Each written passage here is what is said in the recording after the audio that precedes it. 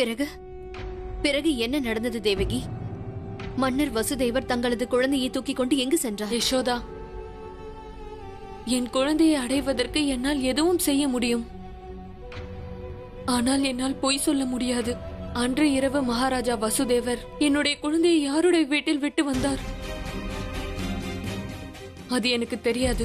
சகோதரி தேவகி, நீயே இந்த விஷயத்தை ஏற்றுக்கொள்ளும் பொழுது உனக்கே உண்மை எதுவென்று தெரியாத போது எந்த ஆதாரத்தில் எனது கண்ணனை உனது குழந்தை என்று கூறுகிறாய்? யசோதா, நந்தர் எங்கள் முதன்மையான நலம் விரும்பி மற்றும் மகாராஜா வசுதேவரின் உண்மையான நண்பர். இது போன்ற நேரத்தில் ஒரு மனிதன் நிச்சயமாக நண்பர் வீட்டிற்கு தான் செல்வான். சகோதரி தேவகி, பெண்கள் நாம் தங்கத்தட்டை தொலைத்து விட்டு அதை மண்பானையில் தேடுவோம் என்று கூறுவார்கள். இப்போது அதுதான் என் நினைவிற்கு வருகிறது. ஆனால் தம்முடைய இந்த அனுமானத்தை நிரூபிக்கவே முடியாது. யசோதா, அன்று இரவு கண்ணனை நீதான் பெற்றெடுத்தாய் என்பதற்கு உன்னிடம் கூட தான் நிரூபணம் இல்லை. தாம் என்ன கூற வருகிறீர்கள்? என் பெரியம்மா, இந்த பெரியவர் மற்றும் அனைத்து கோகுலவாசிகளும் பொய் உரைக்கிறார்கள் என்றா? இல்லை, நான் அப்படி சொல்ல வரவில்லை. ஆனால் இப்படி ஒன்று நடந்திருக்கலாம். அன்று இரவு கோகுலத்தில் என்னவெல்லாம் நிகழ்ந்ததோ அதை யாரும் பார்க்காமல் இருந்திருக்கலாம். தாம் என்ன கூற வருகிறீர்கள்? என்ன நடந்தது கோகுலத்தில் அன்று இரவு? மகாராஜா வசுதேவர் என்னிடம் சொன்னார். அன்று இரவு அவரின் குழந்தையை தூக்கிக் கொண்டு கோகுலம் வந்தடைந்த போது அச்சமயம் அனைத்து கோகுலவாசிகளும் ஆழ்ந்த நித்திரையில் இருந்தார்களாம்.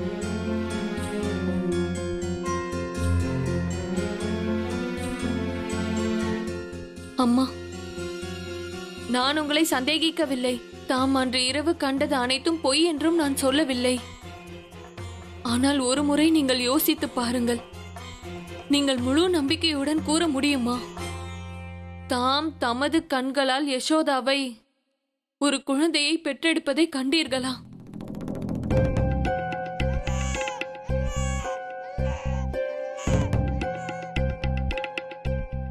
மகாராணி, உண்மை இதுதான். குழந்தையின் சத்தம் கேட்டுதான் நான் கண் விழித்தேன். அப்பொழுதுதான் உணர்வு வந்தது, நந்தராணிக்கு குழந்தை பிறந்திருக்கிறது என்று.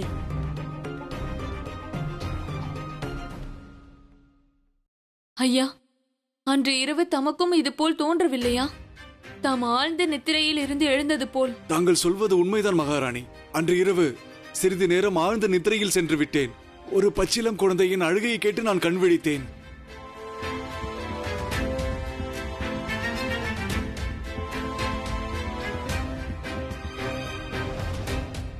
அஷ்டமியின் அந்த இரவு தாம் அனைவரும் நந்தரின் வீட்டில்தான் கூடியிருந்தீர்கள். ஆனால் யாராவது முழுமையாக நம்பிக்கையாக இதை சொல்ல முடியுமா, அன்று இரவு அவர் உறங்கவில்லை என்று?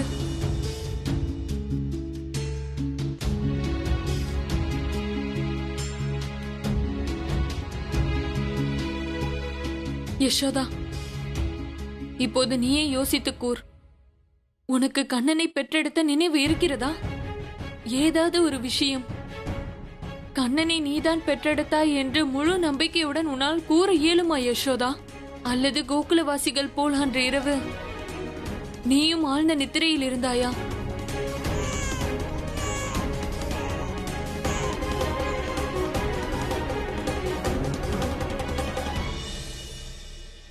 பிரபு,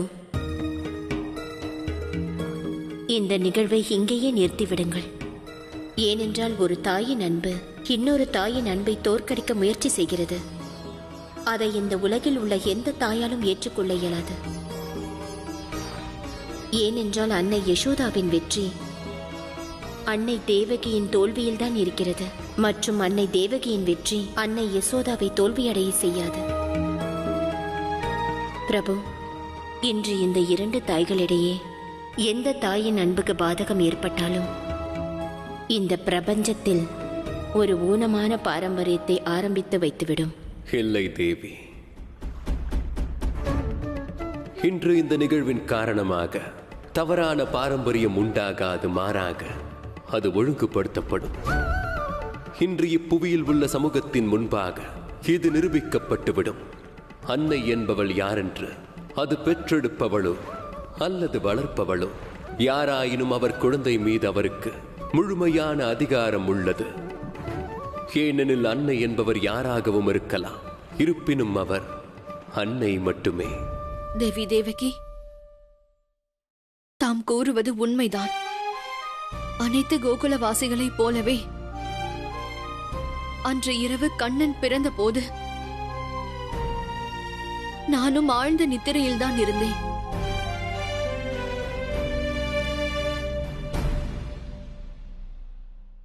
இதை நான் ஒரு கணம் ஏற்றுக்கொண்டாலும் கண்ணனை நான் பெற்றெடுக்கவில்லை என்றால் மன்னர் வசுதேவர் அவனை இங்கு கொண்டு வந்தார் என்றால் பிறகு எனது குழந்தை எங்கே? நான் 10 மாதங்களாக என் வயிற்றில் சுமந்தவன் எங்கே? இப்போது நீ என்ன கூற விரும்புகிறாய்? எனது கர்ப்பம் பொய் என்றா? ஒரு தாயின் தாய்மை பொய்யாகிவிட்டதா? நான் 8 வருடங்களாக அந்த கடவுளிடம் வேண்டியதெல்லாம் பலிக்காமல் போய்விட்டதா? அந்த நாராயணன் எனக்கு கொடுத்த ஆசிர்வாதம் அது வெறும் கனவுதானா? அன்றிரவு நான் குழந்தையை பெற்றெடுக்கவே இல்லையா? இல்லை சகோதரி, நான் அப்படியெல்லாம் சொல்ல விரும்பவில்லை. அன்று இரவு நிஜமாக என்ன நடந்தது என்று எனக்கு தெரியாது. ஆனால் மகாராஜா வசுதேவர் மதுரா திரும்பிய பொழுது அவர் தம்முடன் ஒரு அழகான பெண் குழந்தையை கொண்டு வந்தார். பெண் குழந்தையா? ஆம் யசோதா, உனது வேண்டுதல் நிறைவேறாமல் இல்லை. உன்னுடைய தாய்மை பொய் கிடையாது. ஆனால் எனக்கு தோணுவது அன்று இரவு நீ கண்ணனை அல்ல, ஒரு பெண் குழந்தையை பெற்றெடுத்தாய்.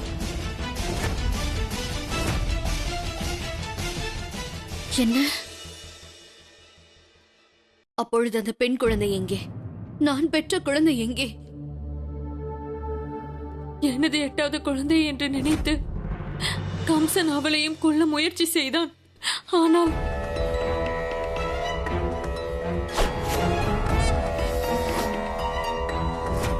சகோதரி தேவகி, எனக்கு உண்மை என்னவென்று எதுவும் புரியவில்லை.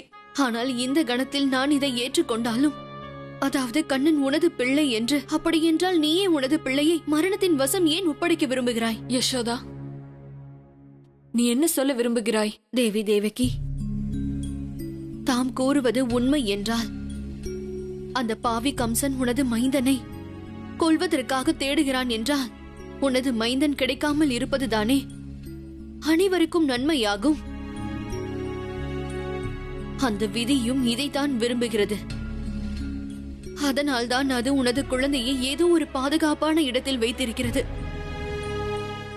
சகோதரி, நீ ஏன் உனது கையாலேயே உனது புதல்வனை மரண வாசலில் தள்ளிவிட பார்க்கிறாய்?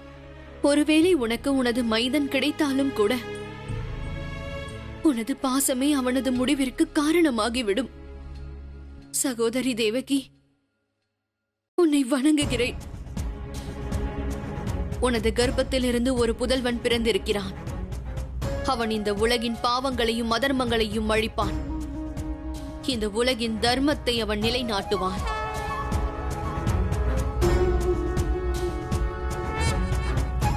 தேவி தேவகி, உனது புதல்வனுக்காக காத்திருப்பது நீ மட்டுமல்ல, மாறாக இந்த உலகமும் காத்திருக்கிறது. தேவி தேவகி, இங்கிருக்கும் அனைத்து கோகுலவாசிகளும் உனது புதல்வன் நலமாக இருக்க வேண்டும் என்று எப்பொழுதும் வேண்டுவோம். அதை நீயே பார்ப்பாய். உனது புதல்வன் உன்னிடம் விரைவில் வந்து சேர்வான். ஆனால் உனது புதல்வனை அடைவதற்காக எனது கண்ணனின் உயிரை ஆபத்தில் தள்ளிவிடாதே. இந்த தாயின் வேண்டுகோளை தயவு செய்து ஏற்றுக்கொள். யசோதா, நீ உன் மனதில் இருந்தவற்றை சொல்லிவிட்டாய். ஆனால் ஒரு முறையாவது இந்த தாயை பற்றி யோசித்தாயா? அவளது நிலை என்னவென்று? அந்த பாவி கம்சன் எனது 6 குழந்தைகளையும் பிறந்த உடனே என் கண் முன்னே கொன்று விட்டான். அப்போது என்னால் எதுவும் செய்ய முடியவில்லை. ஆனால் இத்தனை வருடங்களுக்கு பிறகு எனக்கு எனது 8வது மைந்தனை சந்திக்கும் வாய்ப்பு கிடைக்கப் போகிறது. உயிருடன் இருக்கும் ஒரே குழந்தை அவன்தான். அவனை வாரி அணைக்க எனக்கு கிடைக்க போகும் பாக்கியத்தை நீ அதை கெடுக்க பார்க்கிறாயா?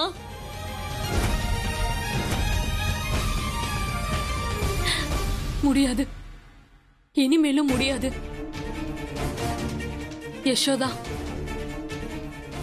இன்று நான் என் புதல்வனை சந்திக்காமல் நான் இங்கிருந்து போக மாட்டேன். தேவி தேவகி, எனக்கு உன் மனதின் வேதனை புரிகிறது. ஆனால் என்னால் உனக்கு சமாதானம் மட்டும் அளிக்க முடியும், ஆறுதல் சொல்ல முடியும், இரக்கத்தையும் காட்ட முடியும். ஆனால் உன்னிடம் எனது குழந்தையை தர முடியாது.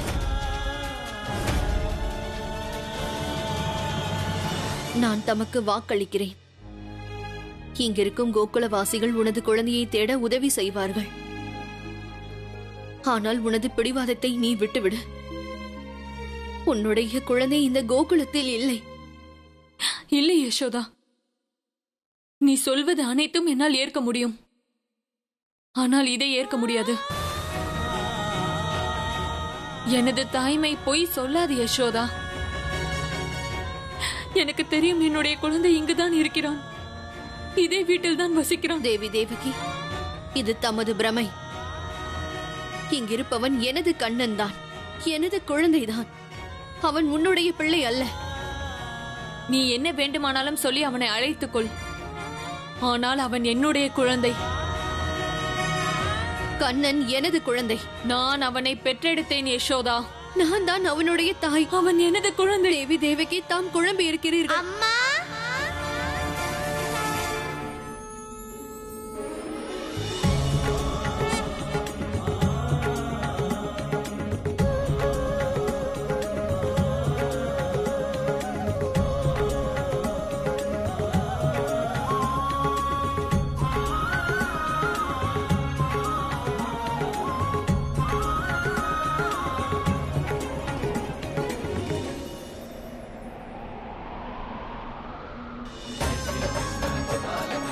குழந்தாய், கண்ணா,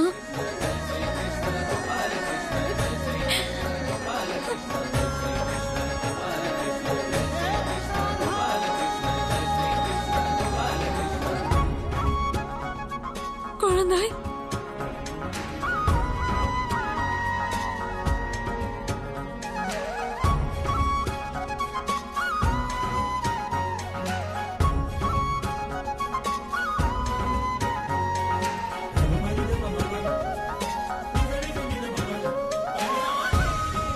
நமக்கு குழந்தை பெருக்கும் போது இந்த மயில் பிலையை நான் அவன் தலையில் சூட்டுவேன்.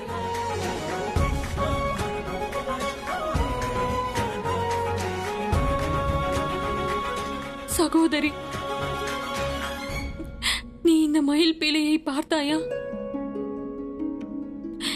எப்போதும் என் வாழ்வின் ஆசையாக இருந்தது இது. எனது குழந்தை மயில் பிலையை சூடுவான் என்பது. இது அதே மயில் பிலைதான்.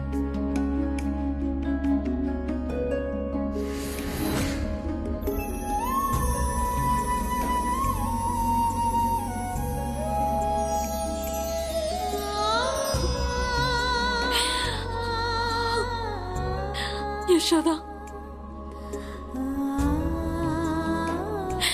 இந்த மயில் பிழை எனது பாசத்தின் அடையாளம், எனது அன்பு மற்றும் தாய்மையின் கொடி. நீயே சொல், இவன் எனது குழந்தை இல்லை என்றால் இந்த மயில் பிழை எங்கிருந்து வந்திருக்கும்? இவன் நிச்சயம் எனது குழந்தைதான்.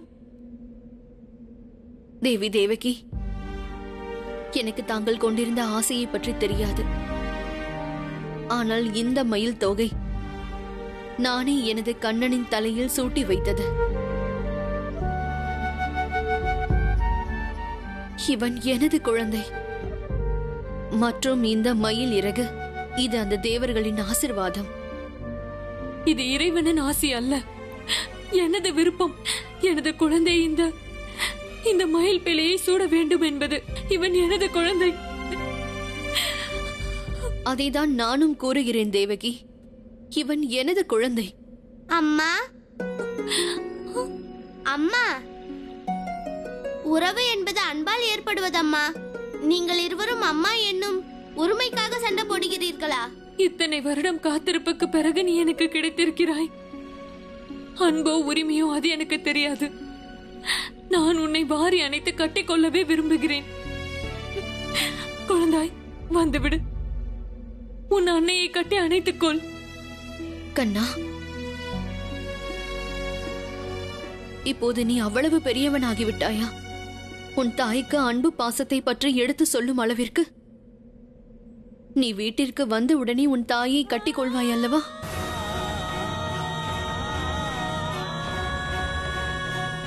என்னிடம் வா கண்ணா, உன்னுடைய தாயிடம் வந்துவிடு.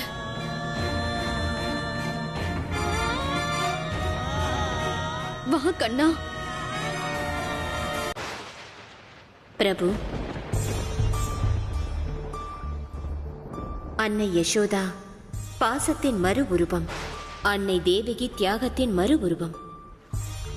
ஆனால் இன்று இரண்டு தாய்களும் தனது உரிமைக்காக சண்டையிடுகிறார்கள். அப்படியானால் இவ்விரண்டு தாய்களின் உரிமைக்கு முன்பு அவர்களது அன்பு, தியாகம், சமர்ப்பணம் தோற்று போய்விடுகிறதா? தேவி, இரு அன்னைகளுடைய அன்பும் மிகவும் உயர்வானது. ஆனால் கம்சனுடைய சூழ்ச்சியின் காரணமாக இன்று அன்னை தேவகியின் பாசமிகு மறுபுருவமானது எந்த விதத்திலாவது தனது புதல்வனை அடைந்துவிட வேண்டும் என்று எண்ணுகிறது. ஆனால் அன்னை யசோதா? தேவி, அன்னை யசோதைக்கு உண்மை யாதென்று தெரியாவிடிலும் அன்னை தேவகியின் இந்த உருவம் மீது நம்பிக்கை கொள்ளாமல் இருக்கிறார். ஆதலால் எந்த சூழ்நிலையிலும் அவர் கண்ணனை தம்மிடமே வைத்துக் கொள்ள விரும்புகிறார். ஆனால் உண்மை யாதெனில் இவ்விரண்டு தாய்களுமே ஒருவருக்கொருவர் கடன்பட்டுள்ளனர். பிரபு, இப்பொழுது என்னவாகும்? இந்த பிரச்சனைக்கு தீர்வு எப்படி உண்டாகும்? தேவி, கம்சன் எதற்காக இந்த சூழ்ச்சியை செய்தானோ அந்த கண்ணனே இந்த சங்கடத்திற்கான முற்றுப்புள்ளியை வைப்பான். இல்லை அம்மா, நான் உங்களை கட்டி அணைக்கவும் மாட்டேன், உங்கள் மடியிலும் நான் வரமாட்டேன்.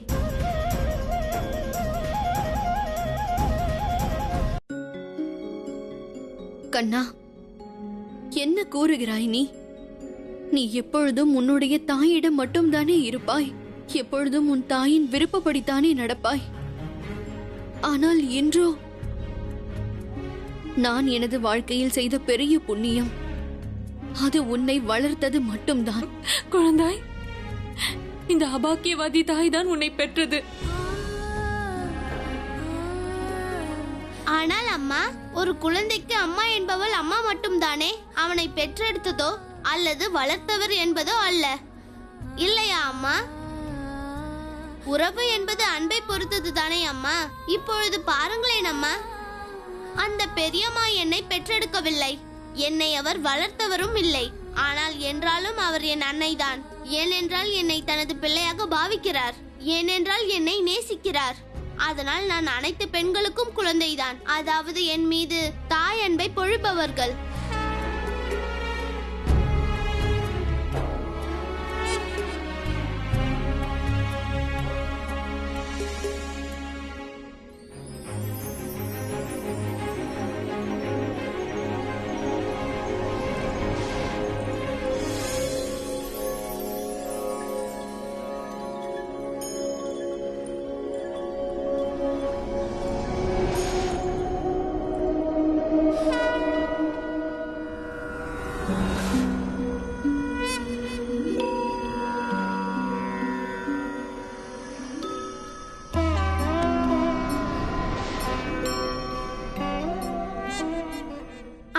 அம்மா, எனக்கு இந்த விஷயம்தான் புரியவில்லை.